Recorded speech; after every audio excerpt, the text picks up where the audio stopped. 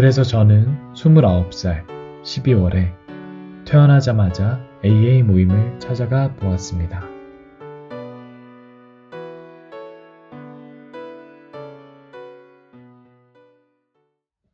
술을 마시고 했던 모든 실수들을 어떻게 다 쓸 수 있을까요? 하지만 분명한 사실은 알코올 중독자들은 술을 마시면 안 된다는 것입니다. 저에게 술 문제가 있다고 생각을 가지게 된 건 아마 20대 중후반쯤일 것입니다. 알코올 중독자인 아버지를 보며 자란 저는 절대 술을 마시지 않겠다는 얕은 다짐으로 20살 때 약 2년가량의 짧은 단주를 했습니다. 하지만 이내 20대 또래 친구들과 같이 음주 생활을 즐겼습니다. 처음에는 제가 아버지와 같은 알코올 중독자가 될 것이라는 생각은 전혀 하지 않았습니다. 왜냐하면 아버지는 단지 본인의 의지가 약해서 술을 못 끊는 무능력한, 무책임한 가장이고, 그러므로 나와는 전혀 다른 사람이라고 생각했기 때문입니다.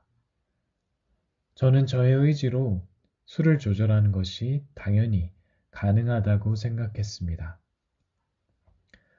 뒤돌아 생각해보면 23살 때 워킹홀리데이를 가서 처음 외지 생활을 하며 아무런 방해도 없고 가족들의 눈치를 볼 필요도 없이 술을 마실 수 있는 환경에 놓이면서 문제가 점점 커졌던 것 같습니다. 이때부터 시작된 잘못된 음주 생활로 인해 저는 한국에 들어와서도 항상 폭음과 블랙아웃을 반복했습니다. 단지 그것은 멋지고 재미있는 젊음의 한순간을 소비하는 것일 뿐이라고 여겼습니다. 술을 마셔야만 속 깊은 이야기를 편안하게 할 수 있었고, 술을 통해서 이성관계도 원만해지는 것 같았습니다. 이때 저는 술을 오롯이 잘 즐기며 사용하고 있다는 자기 기만 속에 빠져 있었습니다. 그때부터였습니다. 술을 마시지 않고는 점점 잠자리에 들기가 어려웠고, 술을 마시겠다는 충동이 들어오면 시간과 관계없이 밖으로 나가서 친구와 같이 혹은 혼자서 술을 마시곤 했습니다. 점점 더 편하게 방해받지 않고 음주 생활을 즐기고 싶었던 저는 결국 친구와 자취를 시작하게 되었습니다. 그때부터 본격적으로 혼자 술을 마시기 시작했지요. 다른 멤버 선생님들처럼 장취에 들어간 적은 없었어도 일을 마치고 집에 오면 매일매일 술을 마셨습니다. 이렇게 술을 마시는 습관을 멈출 수 없을 것 같다고 어렴풋이 느꼈습니다. 하지만 다음날 일을 지장 없이 해냈고 아직 무사히 경제활동을 하고 있으므로 저는 알코올 중독자는 아니라고 생각했습니다. 점차 늘어가는 술 문제로 인해 그나마 조금 모은 돈도 술과 함께 다 탕진하고 자취생활을 끝내고 집으로 돌아왔습니다. 왜인지는 모르겠지만 술을 마시고 집에 귀가하는 것이 죄스럽고 부끄러워 몰래 아파트 계단에 앉아 술이 조금이나마 깨기를 기다리고 들어간 적도 있었습니다. 강한 술 충동이 올라올 땐 편의점에 가 급히 소주를 마시고 집에 들어가서는 술을 마시지 않은 척 연기도 했었습니다. 이때 즈음부터 술을 마신다는 것이 점점 부끄러운, 멈출 수 없어 괴로운 행동으로 느껴졌습니다.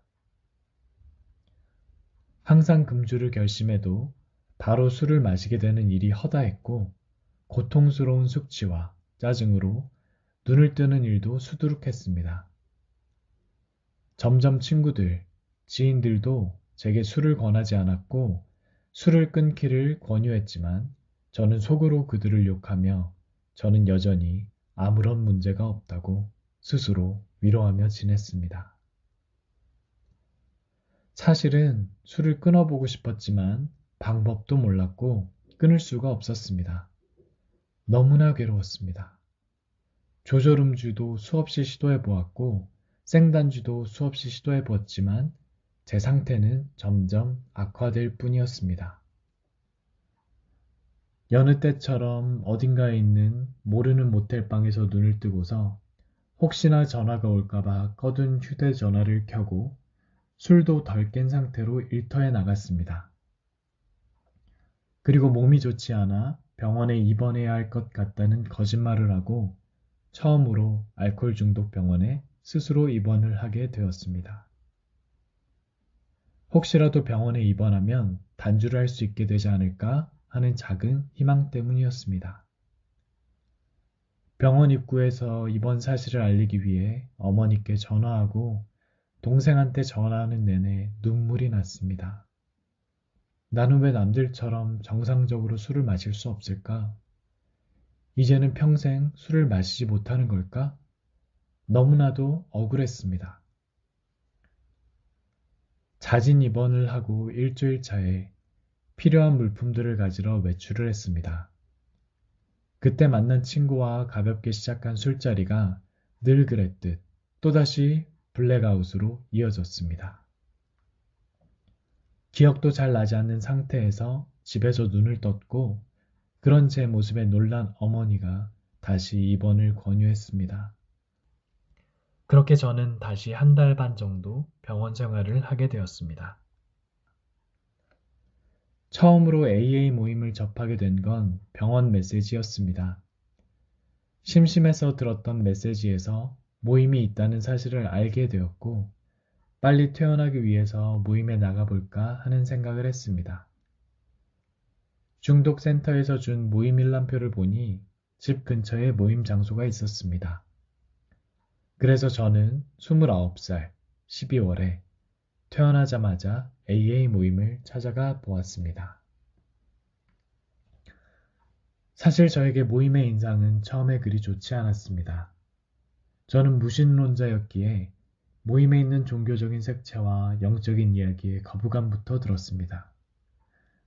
그렇지만 또 가족들이 입원을 권유할지 모른다는 두려움에 모임 생활을 시작하게 되었습니다. 모임에 계속 다니게 된 이유는 사실 저도 정확히는 잘 모르겠습니다. 경험담을 들으며 저와 같은 사람들이 있다는 동질감 때문이었는지, 안도감 덕분이었는지, 또는 영적인 각성이 된 건지 등 어떤 이유에서인진 잘 모르겠습니다. 그렇지만 모임과 하루하루 함께하면서 그토록 끊어지지 않던 술이 끊어졌습니다. 점점 단주 기간은 늘어났고 저는 너무나 신기하고 감사하게도 지금까지 술을 마시지 않고 지내고 있습니다.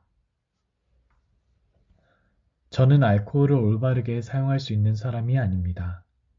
성격적인 결함도 많은 사람이며 결국 나의 모든 문제는 술이 기폭제가 되었을 뿐이라는 것이라는 사실을 모임에 나와 인정하게 되었습니다.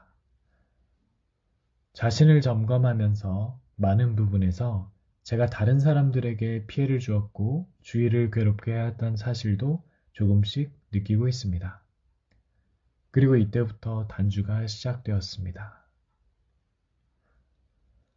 모임에 나와 여러 멤버 선생님들께 배운 것도 많고 공감도 많이 하게 되었으며 자신을 많이 되돌아보게 되었습니다. 절대 끊을 수 없을 것만 같았던 그 술을 모임에 나와서 마시지 않게 된 것 하나만으로도 제가 모임에 나가야 하는 이유는 충분합니다. 분명한 사실은 저는 알코올 중독자이기 때문에 다시는 술을 마시면 안 되고 모임에 나가야 한다는 사실입니다. 제 이야기를 들어주셔서 감사합니다.